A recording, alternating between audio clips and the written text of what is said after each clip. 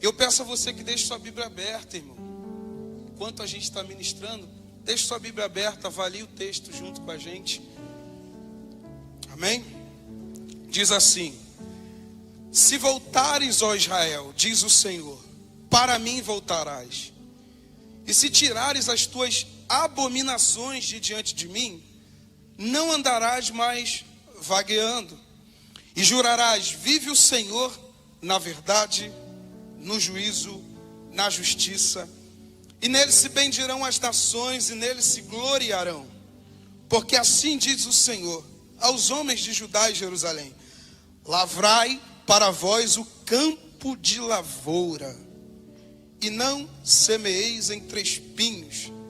Repita comigo: lavrai para vós o campo de lavoura, e não semeeis entre os espinhos. Circuncidai-vos para o Senhor e tirai os prepúcios do vosso coração, ó homens de Judá e habitantes de Jerusalém, para que a minha indignação não venha a sair como fogo, e arda de modo que não haja quem a apague, por causa da malícia das vossas obras. Feche os teus olhos. Pai, mais uma vez te damos graça pela tua palavra. Ó Deus, receba a glória para si, a honra, o louvor. Tudo que fazemos aqui é para ti, Senhor. Longe de cada um de nós, Senhor, se colocarmos na brecha entre o Senhor e a adoração que é tua. Que o Senhor receba a adoração nesse lugar, ó Deus. Não permita que Satanás roube a semente lançada nos corações. Em nome de Jesus. Amém. E graças a Deus. Bom, Jeremias aqui é um profeta do Antigo Testamento, profeta sofredor, tido como profeta chorão, porque ele se lamentava muito pela posição em que o povo estava. Jeremias aqui está com uma tarefa muito difícil. Perdão, que tarefa é essa? A tarefa de anunciar que algo mal está por vir. Quantos aqui gostam de notícias ruins? Quantos aqui gostam de boas notícias? Você imagine você sendo um homem e mulher de Deus e de repente Deus fala: a notícia que você irá dar para um povo é uma notícia ruim. Essa era a tarefa de Jeremias. Passar uma notícia ruim. E por conta da notícia ser ruim, ele sofria. Ele sofria porque Deus abriu os olhos de Jeremias para que ele visse. E se você voltar os capítulos, você vai ver uma série de acusações contra o povo de Israel, que vai durar até o término do livro dele. Uma série de acusações de um povo que era dele. O que está em foco aqui não é um povo ímpio. O que está em foco aqui não é um povo desconhecido. O que está em foco aqui é um povo denominado povo de Deus. Deus levanta o profeta Jeremias. E a grande notícia ruim é que uma invasão estava para acontecer de Jerusalém. O arco inimigo de Jerusalém na época se levantou com as suas garras para destruir Jerusalém. Foram diversos, irmãos. Nós sabemos que o cenário da Babilônia, quando eles entraram e sitiaram Jerusalém, foi avassalador. Esse era o mal. Para quem diz: não, eu estou na mão de Deus, mas se esse Deus que você está na mão dele decidir te tirar da mão dele, não existe ninguém, irmãos, que o fará colocar na mão dele de novo, se não for ele mesmo. Então aqui Deus levanta Jeremias como se ele estivesse advertindo o povo: avisa o povo que a minha mão está por enquanto diante deles. Vai chegar um momento em que a minha mão sairá. e eles serão assolados. Deus é mau? Deus é bom? Deus é bom o tempo todo, irmãos. Então Deus está levantando esse profeta. E ele não só fala de um mal que estava por vir, como ele adverte também o povo para que tivesse um posicionamento. Qual era o posicionamento? Posicionamento de um arrependimento, antes que o mal viesse. Deus está alertando, o mal está vindo. Porém, antes que esse mal chegue, ele espera um posicionamento do povo, arrependimento. É como a igreja diante dos séculos vindouros, dos últimos dias. Há uma notícia boa e uma notícia ruim. Mas a ênfase maior, você vai ver no Novo Testamento, é uma notícia ruim. Qual notícia ruim? Que se alguém ouvisse a voz de Deus e não se atentasse para ele, poderia sofrer esse mal do século. Então Jeremias aqui está anunciando para que o povo tivesse um posicionamento diante da voz divina.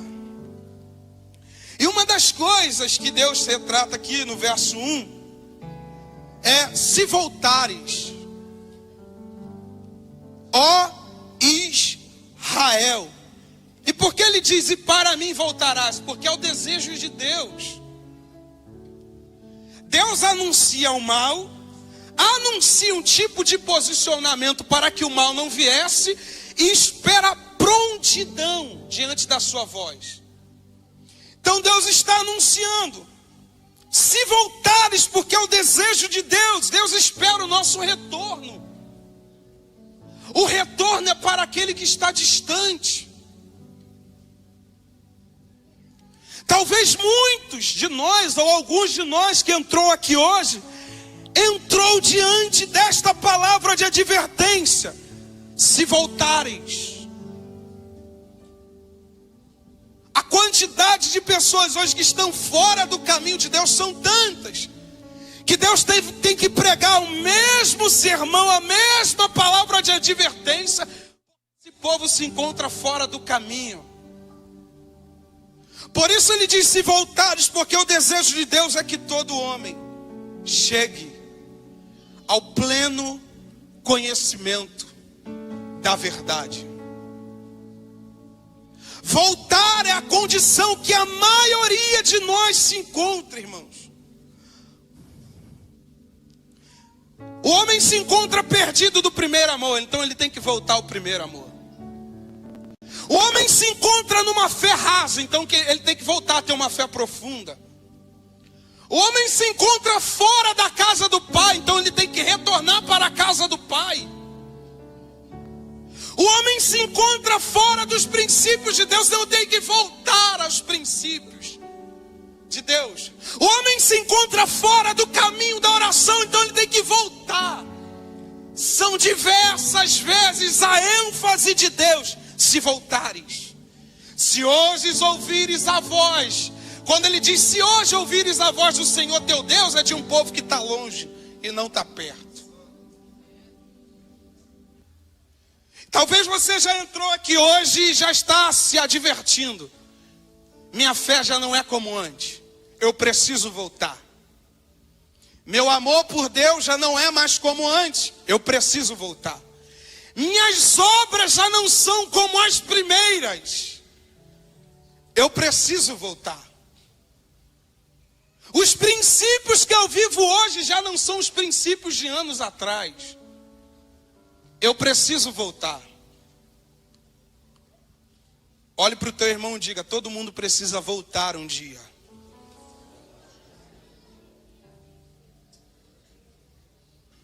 Se voltares, ó Israel. Israel estava distante, e Deus esperava o seu retorno. Quando Deus anuncia o mal, não é para que o povo se distancie mais. Quando Deus anuncia o mal que virá, é para que esse povo se toque e retorne o mais rápido possível. Porque depois que o mal chegar, não há possibilidade de dar uma resposta. Quantos ouvem que a mensagem do inferno está vindo?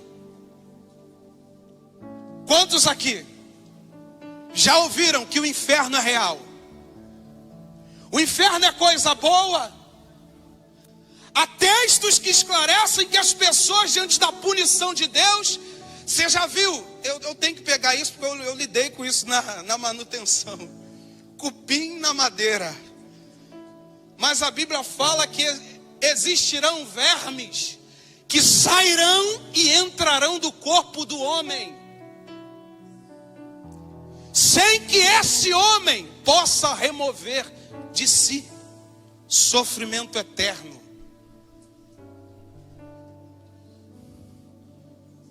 Deus não nos fez para estarmos perdidos. Deus não nos fez para sermos punidos, mas a mensagem é: se voltares. Há quem diga que a punição infernal é o diabo. Nem o diabo é dono do inferno, irmãos. Os demônios não têm autonomia no inferno, irmãos. Posso continuar gritando aqui, não vai? O diabo não é dono do inferno, irmãos. A punição no inferno é a justiça de Deus sobre os homens infiéis. Você está aqui? Se voltares. Deus não fez ninguém para o inferno. Mas o inferno é daqueles que não recebem a primazia de Deus. Se voltares, ó Israel, a punição estava vindo sobre esse povo. E que tipo de caminho de volta que Deus espera desse povo? Porque ele fala: volte. De que maneira? Ele esclarece ainda aqui: volte, mas volte de uma maneira que eu entenda que você veio para ser fiel. Olha o que ele diz: se tirares as tuas abominações. Qual é o problema daqueles que até vêm à frente, levantam as mãos como sinal de confissão que está fazendo o caminho de volta? É que não voltam da maneira que Deus espera. Porque uma das exigências para aquele que volta, e voltar aqui é arrependimento, uma das exigências daquele que volta é a capacidade de remover as abominações.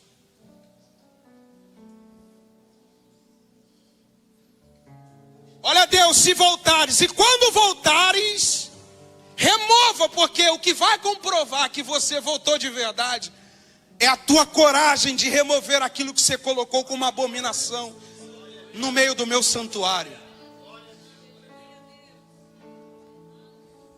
Então ele diz: volta, mas remova. Qual é o desequilíbrio que a gente vive hoje? É o falso cristianismo, é a falsa conversão, é a falsa volta, a falsa mudança de mente. Eu não sei como alguém consegue retornar, dizer que se arrependeu, mas não abre mão dos ídolos. Eu voltei, mas sabe como é que é? Não, Deus não sabe como é que é. Porque como ele já falou, ele não tem que saber como é. Numa versão que é diferente do que ele já falou. Arrependimento é remoção dos ídolos. Arrependimento é remoção daquilo que é abominável. Mas qual é a problemática? O povo volta, mas não se volta para Deus.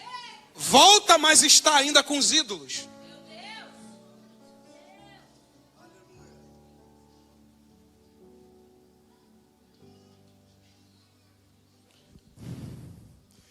Então Deus espera, remova. Por que Deus fala isso? E aqui a abominação é idolatria. Repita comigo: a abominação é a idolatria. Se antigamente esse povo pecava na idolatria aos ídolos da época, se a gente trazer para o contexto atual, que tipo de ídolos moram dentro do teu coração? Você já parou para se perguntar? Porque já foi falado aqui, idolatria vem da palavra eidololatreia. É a junção de duas palavras. Uma referente à adoração e outra à prestação de serviço ou culto religioso. Então quando ele fala remova a abominação, ele está pedindo para que o povo remova aquilo que está sendo primazia, como adoração na sua vida. Deus vai tão profundo, porque lá atrás, no capítulo 2, no verso 24, Deus chama Israel de jumenta montês, ou em outras traduções, jumenta selvagem.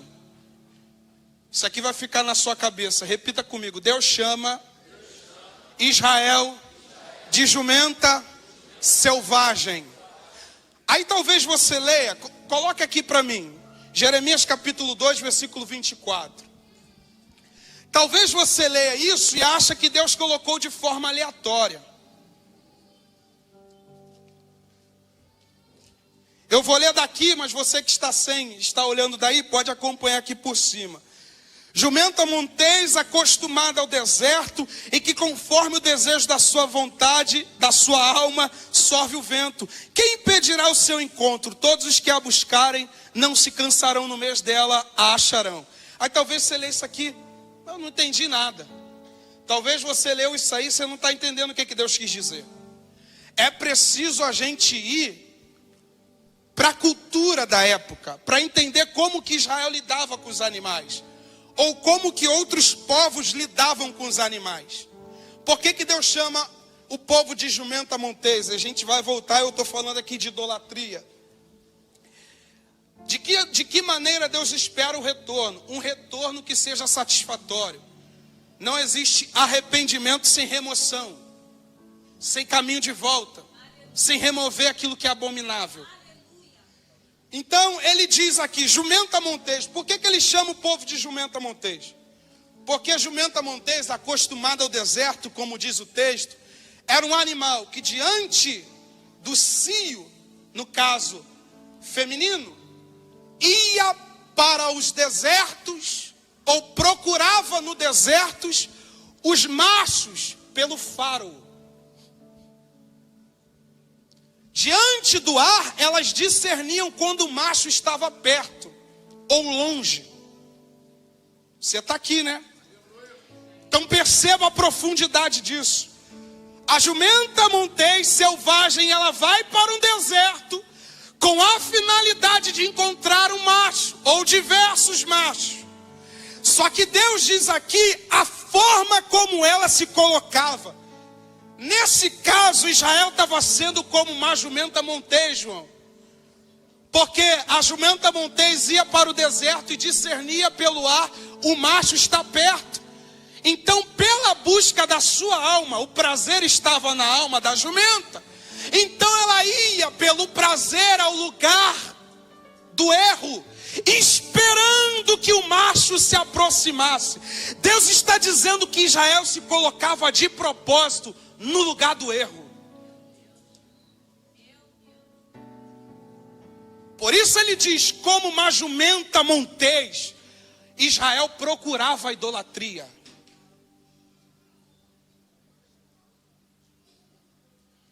Por isso ele diz, de tal forma que os machos iriam encontrá-la.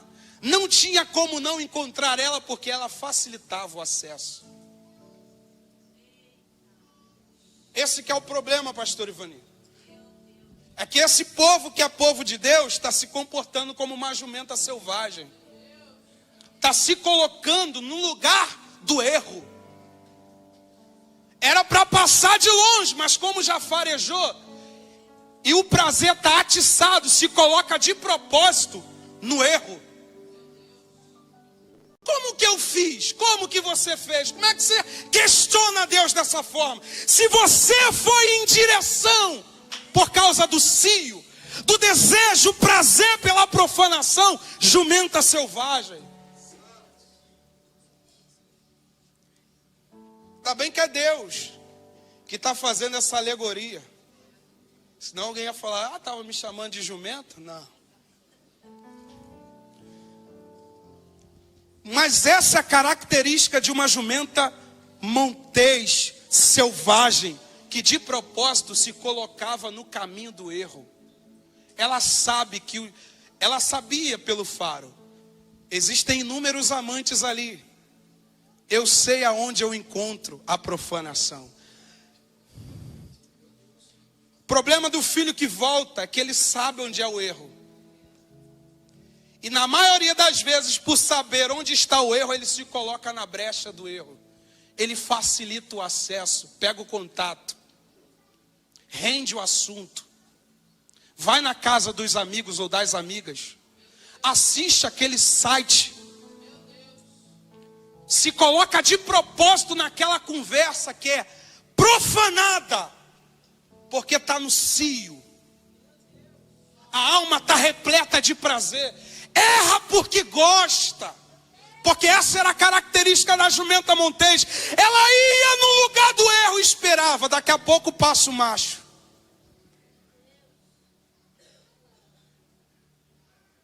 Você está aqui?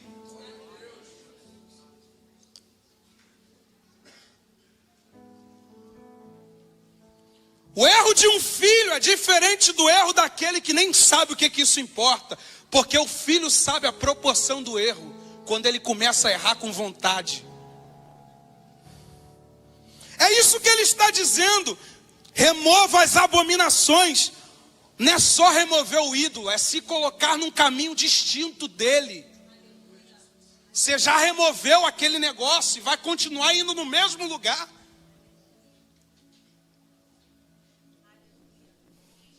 É o que Deus está dizendo. Deus quer literalmente que venha ter um posicionamento coerente. Não é só apagar a mensagem, tem que excluir o contato.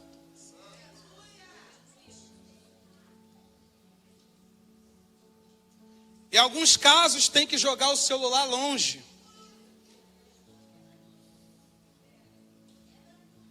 Em alguns casos tem que parar de assistir filmes e séries, porque quando assiste lembra dos prazeres. Quando assiste lembra, e o problema é quando a infidelidade tem gosto bom e não gosto amargo. Quem está falando é quem conhece. O próprio Deus diz, eu sou o Deus de perto e não de longe.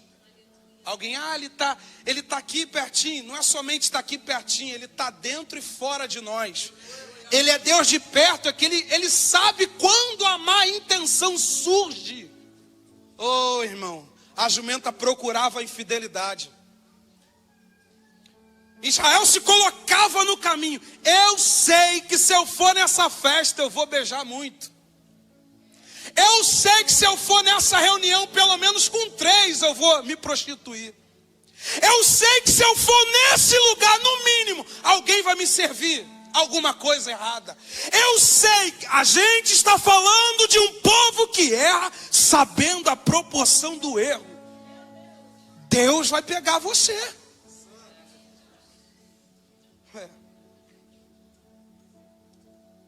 Porque você erra sabendo a proporção do erro.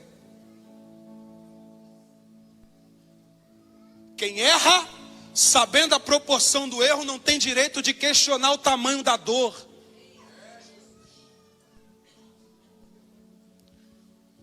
Malaquias se levantou e disse, na voz de Deus, por que vocês estão chorando no meu púlpito? Não adianta multiplicar a quantidade de choro, eu não quero lágrimas, eu quero mudança.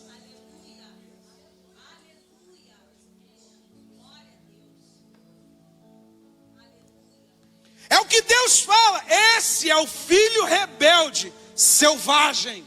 erra sabendo a proporção do erro e questiona a Deus o tamanho da dor que sofre. Por que eu sofro? Por que está dando tudo errado? Por que aconteceu isso na minha casa? Por que meu casamento quebrou? Por causa disso, instinto selvagem, erra sabendo a proporção do erro. Existem questões que um gabinete, 2, 3, 100 gabinetes não salvarão casamentos. Não salvarão famílias. Quando parar para perceber, já quebrou, já entornou o caldo. Alguém está precisando ouvir isso aqui. Não procure, não seja como uma jumenta selvagem. Fuja.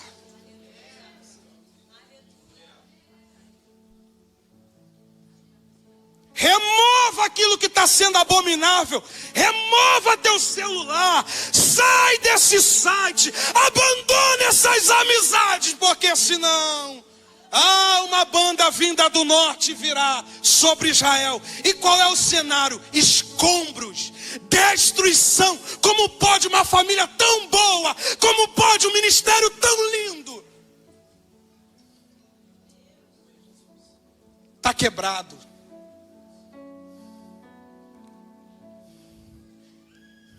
E se a gente se colocar na função de Neemias, tá bom, mas o problema é quando o Neemias vai lá com boa intenção tentando reconstruir. Não dá. Já azedou. Não tem como fazer o caminho de volta. Você sabe a maneira como Deus espera que você volte. Não é o ímpio. É o Filho de Deus aqui. O ímpio, irmão, está no dia mal dele. Mas o cristão, o Filho de Deus, se não quer sentir dor, não fale. Não erre. Porque depois a culpa são dos pastores. A culpa é da Assembleia de Deus. A culpa é da Mundial. A culpa é do pastor. O pastor não me deu um aconselhamento devido. Por isso eu estou aqui. Por isso eu estou nessa condição. Não. Se eu tomei decisões por conta própria, eu não posso questionar o tamanho da dor. Você está aqui? Então hoje você entrou aqui para ter um direcionamento. Não semeie entre os espinhos, e a gente vai chegar lá. Então ele diz a respeito disso. Eu vou mais à frente, Jeremias capítulo 7, versículo 30, eu volto. Porque os filhos de Judá fizeram o que era mal aos meus olhos, diz o Senhor. Puseram as suas abominações na casa que se chama pelo meu nome. Para contaminar, o que Deus está dizendo? Você leva meu nome. Você carrega meu nome. Te chamam de meu filho, minha filha. Como que se assume isso?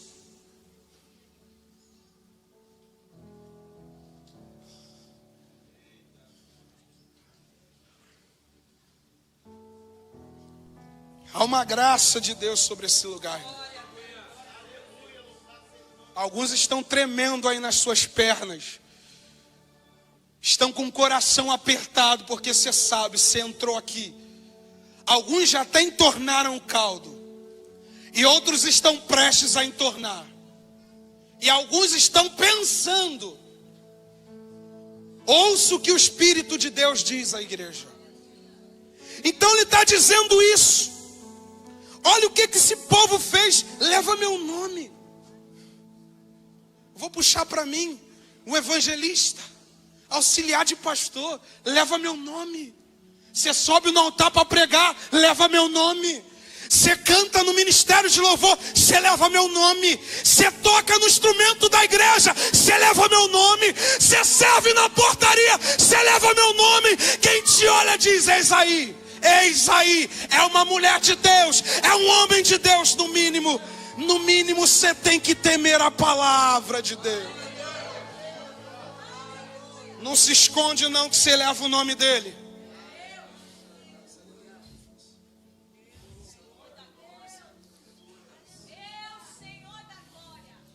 Quando o mal vem, lembra que é filho. Sai, demônio,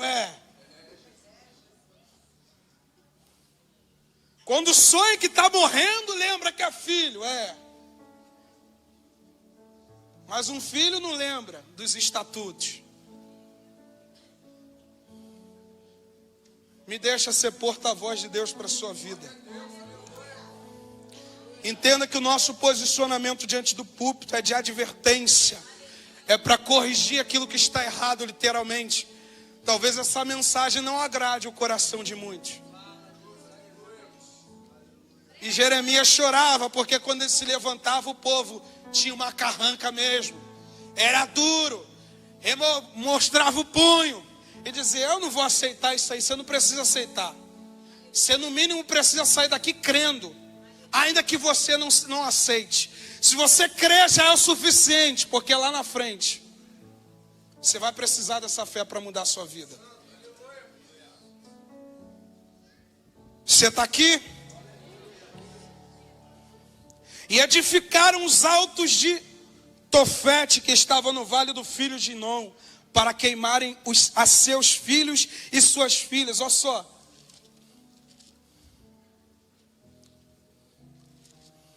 Abriam mão dos presentes de Deus. Queimavam seus próprios filhos como oferta. Vamos voltar. De que maneira? Remova a abominação. Volte, mas sabe que no percurso da volta você vai precisar abandonar as coisas abomináveis. Eu não sei em qual canto está. Se está no teu quarto, se está no teu banheiro, se está no seu celular, se está no seu notebook, se está no seu computador. Eu não sei aonde. Eu só sei o que precisa ser feito. Remova.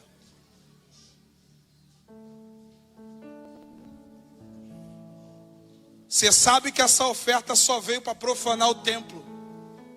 Você vai render ainda isso?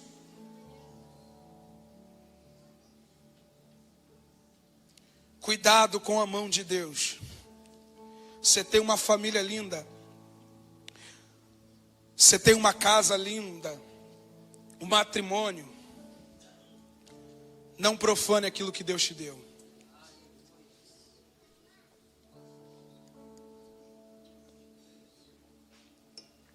Aí Deus fala de que maneira? Remova as coisas abomináveis. Desta forma, não andarás mais vagueando. Sabe o que é vaguear? É andar instável. É andar sem repouso, sem descanso. Em qualquer lugar, não tem mais quietude. É uma pessoa que anda de uma banda para outra, está desesperada. Vai de um lado, vai para o outro, não encontra descanso. Porque esse é o resultado daquele que persiste viver uma vida infiel. Vive de canto em canto, de igreja em igreja, não encontra repouso. Porque não remove aquilo que precisa ser removido. Tem coisas que não mudam se a gente mudar de congregação. Tem coisas que não mudam nem se a gente mudar literalmente de local. Muda com posicionamento.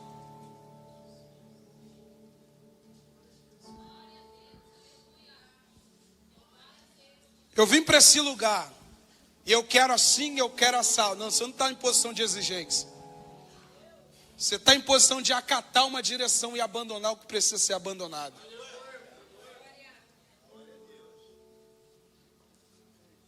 Nem mudando de congregação, o mal cessa. Eu tenho que mudar o posicionamento. Eu vou para uma outra congregação. Pode ir, irmão. Eu vou lá porque tem a mensagem. Pode ir, irmão. Se não se posicionar, não muda.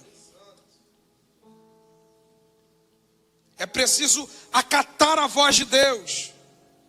Amém? Senão vai viver vagueando de um canto para o outro. Sem repouso.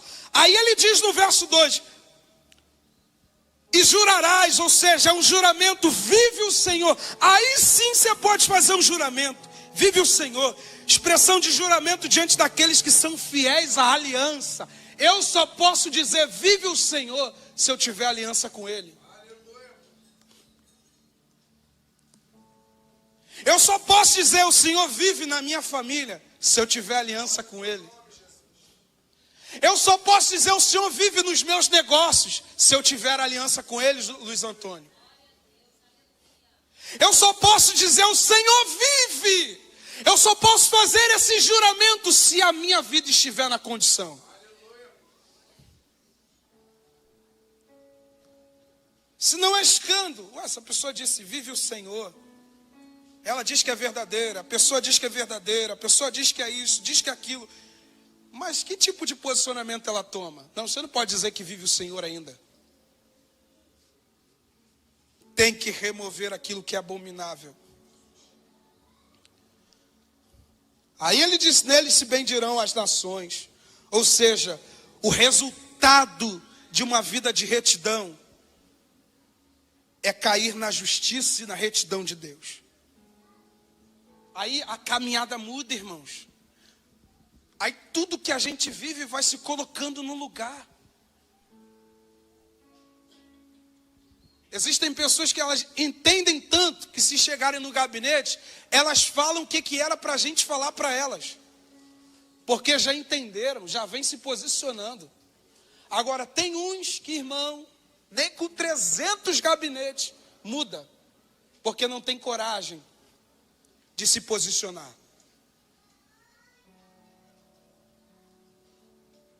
Isso é verdade, irmãos. A gente não pode, se a gente arrumar a casa, o indivíduo que teve a casa arrumada, ele mesmo desarruma. Ele mesmo, Deus diz: remova. Aí vem, recebe oração, e a gente entra na brecha, remove. Quando chega em casa, levanta.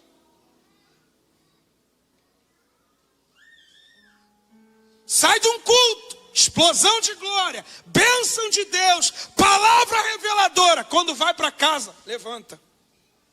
Isso aqui ainda dá uma polida no ídolo.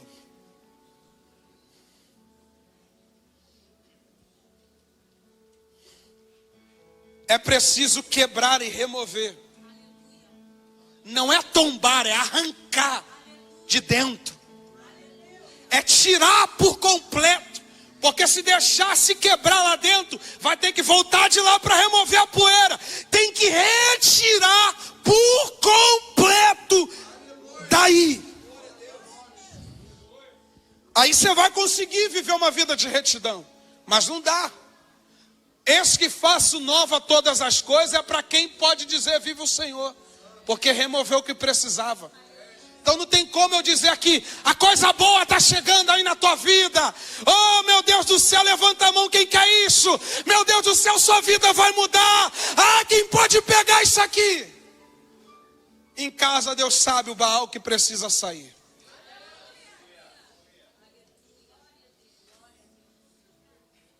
Se não remover, não adianta, irmãos. Sabe o que é o grande extraordinário da cura da alma? Uma só palavra: verdade.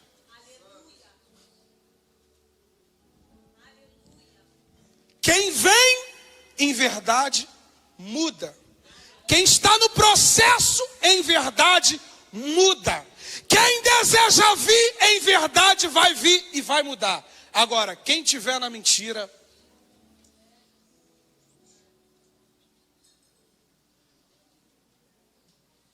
olha para o teu irmão e fala para ele: está esperando o quê? Alguns querem varinha mágica, irmãos. Abracadabra, alguns querem. Quer que a gente pegue aqui?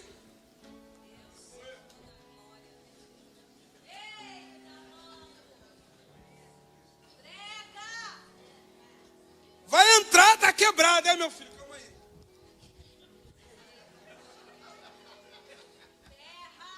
Mudou, acabou. Mil maravilha agora. Nem Satanás vai... Ah, tá bom. Sai daqui na paz. Quando sai daqui de dentro, irmão, já começa a guerra. Remover é um papel nosso. Renovar é um papel de Deus. Remover é um papel nosso, transformar é um papel de Deus. Deus espera que nós venhamos mudar. Deus não vai fazer o que é para nós fazermos. Aí você vai poder dizer: vive o Senhor. O Senhor vive na minha vida. O Senhor vive na minha casa. O Senhor vive na minha família. E é tão transformador isso aqui, que até para dizer: o Senhor vive na tua vida, varão, varoa.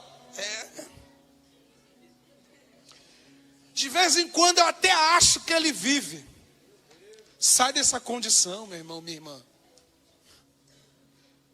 Se coloque na condição que você possa dizer: Deus vive. Deus habita. Deus está na minha casa. Qualquer mal que se manifestar no meu quarto, eu tenho autonomia para dizer: o Senhor vive. Qualquer pressão que eu sofrer em casa, eu tenho autonomia para dizer: Deus vive.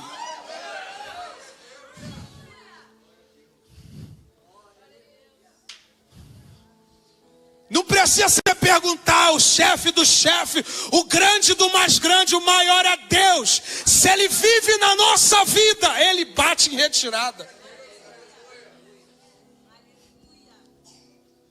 Agora, o ruim é quando a gente acha que o Senhor vive. Eu expulso vocês na autoridade do Senhor de que Paulo prega.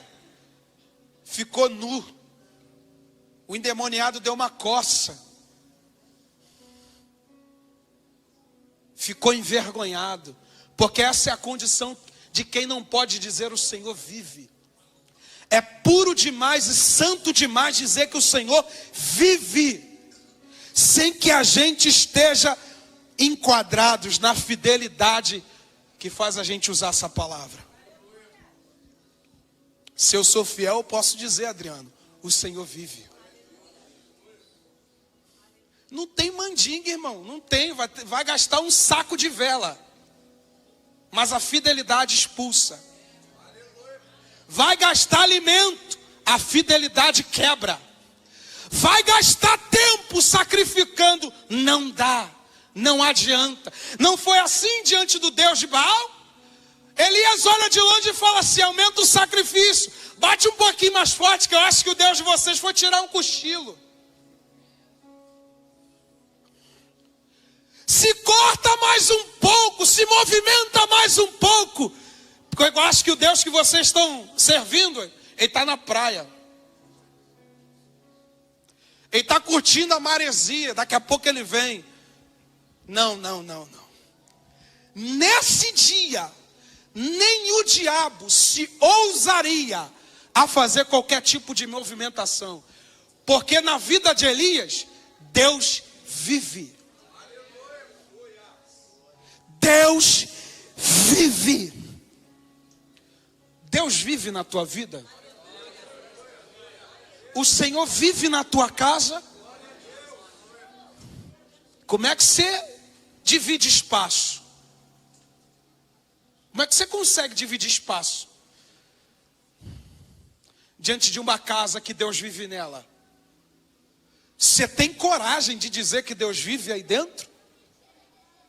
Se a tua fidelidade está trincada? Isso é tomar o nome de Deus em vão. Uma das características de tomar o nome de Deus em vão não era falar: Jesus, está amarrado, Deus, não. A característica, pelo menos uma das características de tomar o nome de Deus em vão, era uma pessoa se dizer ser dele, carregar o seu nome sem ter a fidelidade. Isso é tomar o nome de Deus em vão.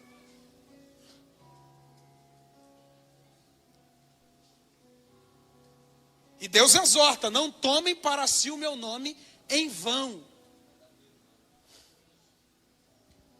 Esse é o resultado. Tomar o nome de Deus em vão é isso.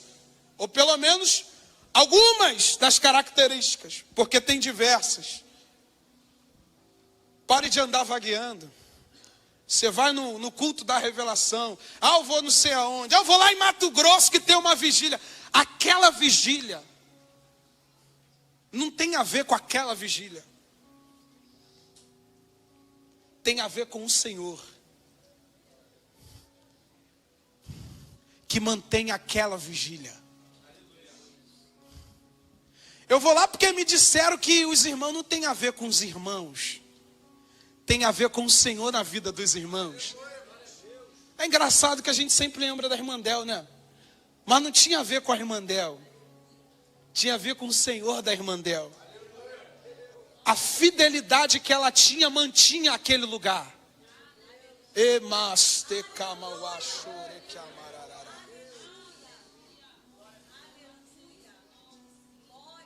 Qual o teu nível de fidelidade para você dizer o Senhor vive?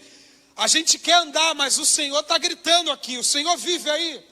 Se Ele vive aí, se certamente Deus vive aí, algumas coisas vão ter que mudar. Hoje.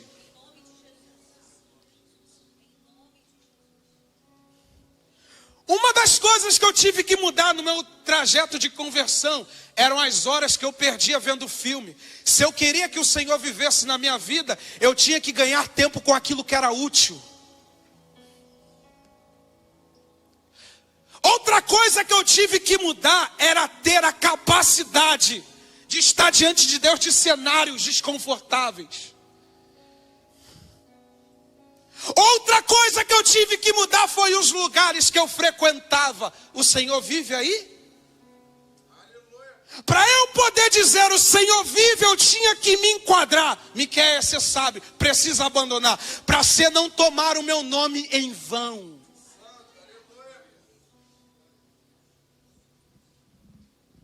Aleluia. Aí ele diz, olha o que ele vai dizer. No verso 3. Porque assim diz o Senhor aos homens de Judá e Jerusalém: lavrai para vós o campo de lavoura, e não semeeis entre espinhos. O que era comparado campo de lavoura? O campo de lavoura era comparado a uma terra que era arada. Só que nesse caso, Deus estava esperando, João, que a terra estivesse arada. Porque uma vez que essa terra fosse arada, ela estava proporcional ao nível de semente para cair nela. Então Deus diz: lavrai para vós o campo. Deus está dizendo: Israel precisa de um campo novo para a semente da fidelidade.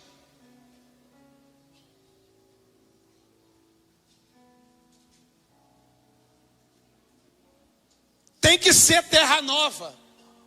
Tem que ser terra arada. Terra arada é terra que foi adubada e cuidada. Ela está sendo preparada para os nutrientes que vão ser depositados nela. Isso aqui é forte. Como está a terra do teu coração?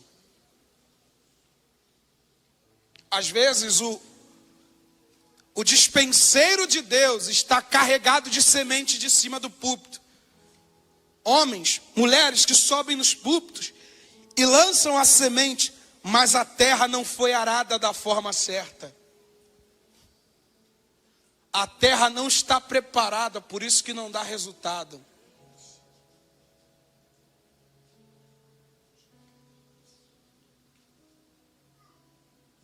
E a gente lança.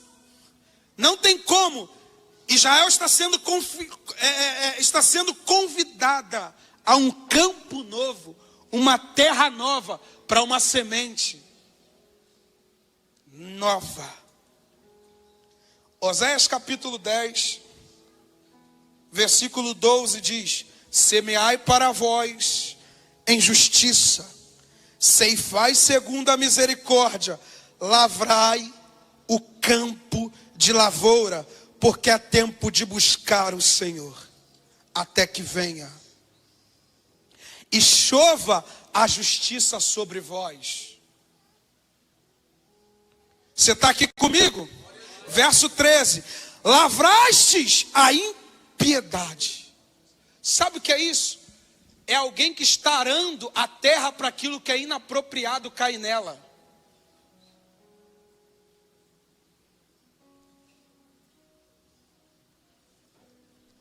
Não tem como essa terra ser adubada com aquilo que é de Deus. A semente que caiu nela foi a semente da iniquidade.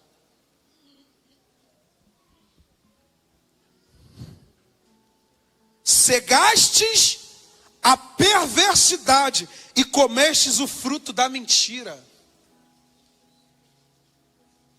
Porque confiaste no teu caminho, na multidão dos teus valentes.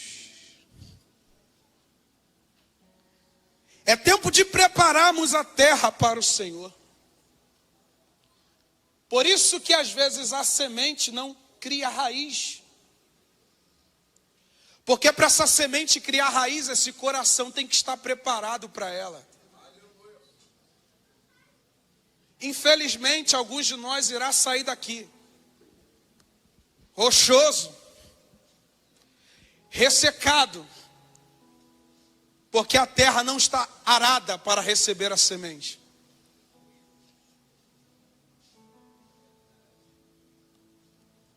É preciso preparar a terra do nosso coração. Deus exige uma terra arada, limpa, adubada, para receber a sua instrução, para receber a sua palavra. Oh, meu Deus do céu.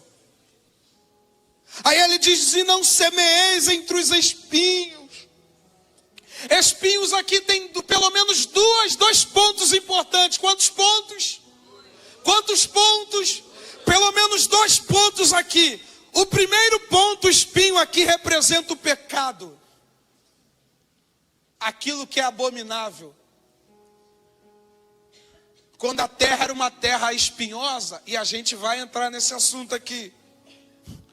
Quando a terra era uma terra espinhosa, ela impedia o progresso da semente. Então não tinha como. Para cair a semente da justiça, tem que remover a da iniquidade. Você está aqui? É preciso preparar o coração, presbítero Luiz Antônio. O coração tem que estar arado. Eu vou ficar repetindo isso aqui até você entender. O coração tem que estar pronto para receber a palavra de Deus. O pecado é preciso ser abandonado. O pecado está impedindo os nutrientes para essa terra progredir. Por que fulaninho não vai para frente? Não vai porque é pecado. Pecado impede o progresso. Não adianta fazer campanhas e mais orações. É preciso remover. Eu como jovem, não adianta eu frequentar a terça jovem. Não adianta eu frequentar o open house dos jovens. Não adianta eu fazer um acampa dentro. Não adianta eu ir para um retiro espiritual. O problema é o pecado.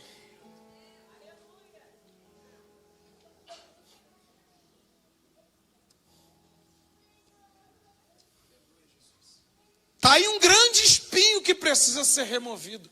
Pecado. Vem na quarta, palavra.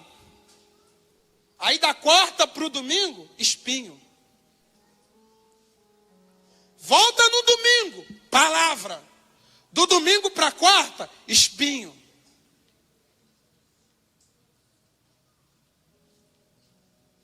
Hoje mesmo, alguns de nós vai ouvir a palavra. Quando sair da porta para casa, espinho. E alguns de nós vêm para cá já com a intenção de se emaranhar no espinho quando chegar em casa.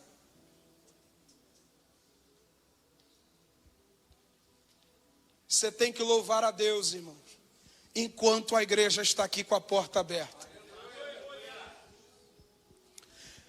E o segundo ponto são os excessos. Às vezes não é só o pecado, às vezes os excessos te privam de ser uma terra fértil. Os excessos também representam espinhos. Você lembra da parábola de Cristo? O que Jesus disse? Uma das sementes caiu entre os... Aí ele diz, esses são os que ouvem, mas, primeiro espinho, cuidados desta vida. Sedução das riquezas. Sufocam a palavra. Sabe o que esses excessos aqui representam? Entretenimento. Você sai daqui rico da palavra, vai para casa entretenimento. A palavra não encontra espaço no teu coração.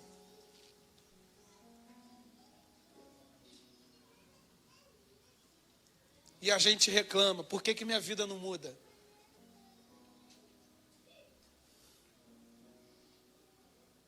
A gente vive esses exemplos, irmãos. Isso tem que ser pregado para o bem da tua alma. Acabe com esses espinhos. Começa a fazer devocional em sua casa. Não é pecado assistir filme, mas o excesso é um espinho. Em casa eu não tenho tempo para as escrituras, mas você tem para o filme. Você consegue passar uma madrugada jogando videogame. Irmão, eu fazia isso. Não rola, não mente. Uma madrugada assistindo série, espinho. Não consegue ter uma madrugada de oração, mas assistir filme, jogar videogame, consegue. Sou da época do Counter-Strike, irmão. CS. Passava o dia na Lan House. Trabalhei com Lan House para ficar a madrugada toda jogando. Não dá glória a Deus não, irmão. Eu sei do que eu estou falando. Tu sabe, né? Viradão. Aí, tá vendo? Tá vendo aí, ó? Ainda bem que foi tu que falou, varão. Irmãos, espinhos também são excessos. Existem coisas que por excesso nos priva da palavra de Deus. Tu não consegue nem mais ruminar a palavra. Teu estômago está farto, está cheio de excesso. Tem que remover os espinhos. Tem que ter um tempo na tua agenda para alguém chamado Deus e Bíblia Sagrada. Meu Deus do céu, aí a gente quer fogo. Você no mínimo vai ter um 12x1, fogos de artifício. Agora fogo, glória. Ô irmãos. E quando tu vai para o futebol? Aí pega mesmo. Porque esse espinho é grande no Brasil, entretenimento. Às vezes vem para o culto e a cabeça está dentro de casa. Que horas vai ser o jogo do fulano? Que hora vai ser o jogo do ciclano? Isso é espinho, irmão. A palavra não tem nem tempo de germinar nesse coração.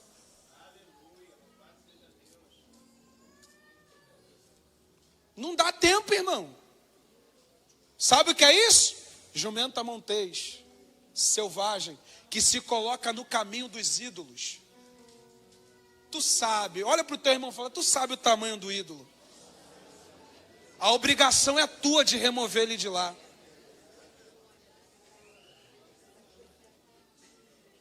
E quer explosão de glória. E quer o sapato com fumaça de fogo. E quer o giraia santo. Não, irmão. Aí não, varão.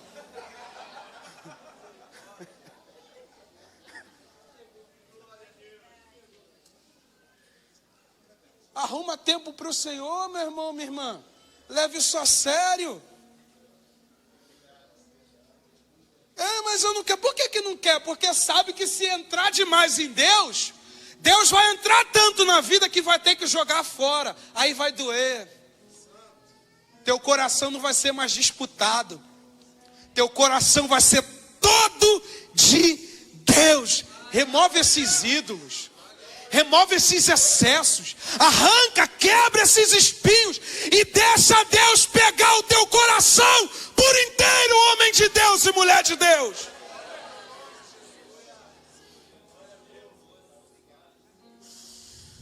Ele nos conhece. Eu tive que me colocar na condição, porque eu tinha um ídolo no meu coração e eu tive que remover. E se de vez em quando eu quiser dar minha curtida, Deus olha e fala: tu sabe, não se coloque no caminho. Não facilite, cara. Porque depois que Deus nos remove, pastor Ivoni, Deus não se encarrega de nos avisar, nós sabemos onde está. E nós sabemos o ruim que é estar preso. Então Deus não avisa não.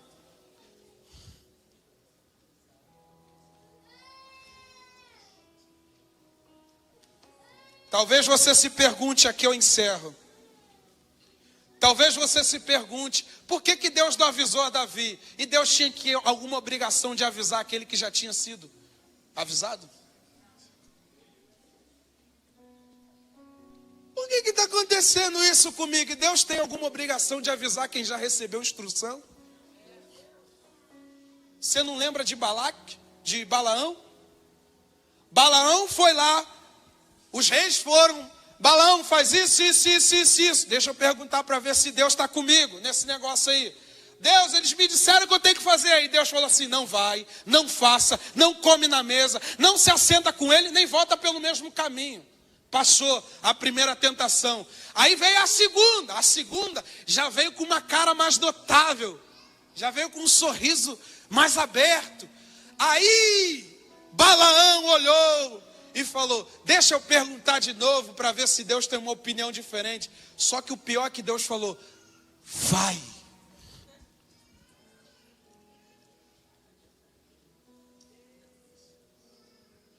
Se Deus falasse não, estava bom, mas Deus falou: vai. Vai. Você quer ir? Vai.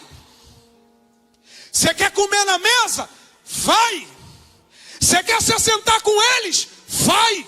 Você quer curtir essas noitadas? Vai. Você quer se embriagar? Vai. Você quer se amofinar com o pecado? Vai. Na tua frente.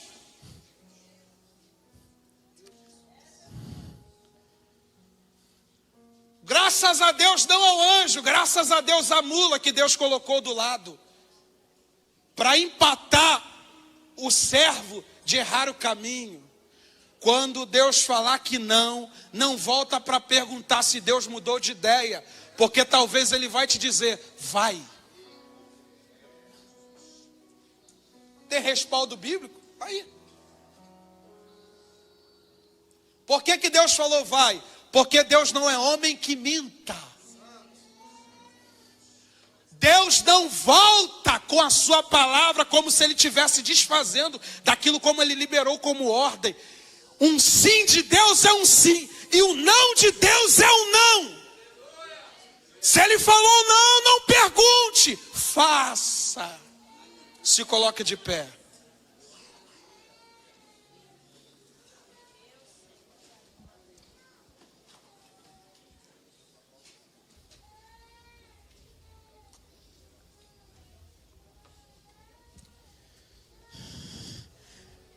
Tadinho de Balaão, se a mula não falasse. De vez em quando Deus coloca alguém como a mula para nos avisar: tu vai quebrar a cara. Tu vai quebrar a cara. Tu vai quebrar teu matrimônio. Você vai rachar tua fidelidade. Você vai ficar distante.